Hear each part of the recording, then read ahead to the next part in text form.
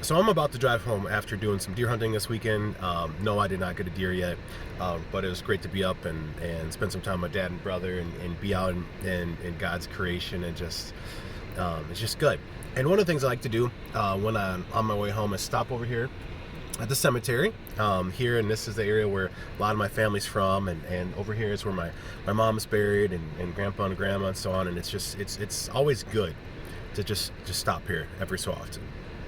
And but as I stop here today, and while this is good for me to stop here today, I also, as I was sitting in the woods here today, was thinking a lot about the fact that there are some people who are in some pretty intense mourning today because of some tragic events that happened in Waukesha yesterday about someone driving into this parade and it just turning into this horrific scene, and it's just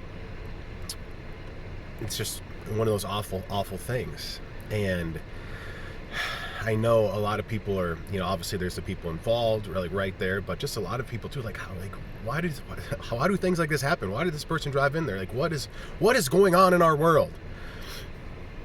And sometimes you can wonder too, like where is God when these things happen? Like what's going on? Well, a couple things.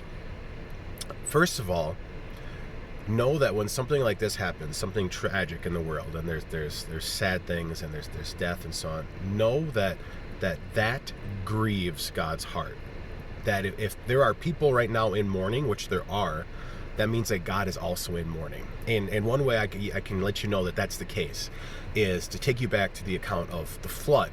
Okay, and a lot of times you think of God bringing the flood. I mean, and that's God's. Maybe you might think of God's anger against sin, and sure, there's just anger against sin. But actually, the main emotion that is described in God, what that leads into the flood, is grief. God is saddened on what sin has done to His world.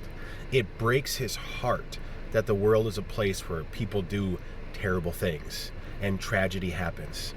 It just breaks God's heart. And so know that if you're mourning, anytime you're mourning, or if you know anybody who is mourning, God is mourning too. Right there with them, right there with you. God is mourning.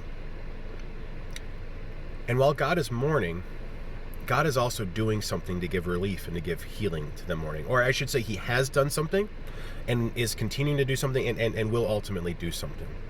Jesus came and He died and He experienced awful tragedy, but His story didn't end there. He rose again, and He rose, and we celebrate the resurrection so we can have hope that someday, just like Jesus died, this sinful, broken world as we know it will come to an end, and someday there will be resurrection, and we will have a new life and world to come where things like awful tragedies don't happen, where death doesn't happen, where people no longer have to mourn, whereas Revelation says every tear will be wiped away. God's heart, it breaks God's heart that there's tragedy in the world, and He has done something about it, and someday Jesus will return to set it right. And everything that thing that we all long for, especially in moments like this, we long for a world where kids can go to a Christmas parade and it's just fun. That day's going to come. That's what Jesus came to do.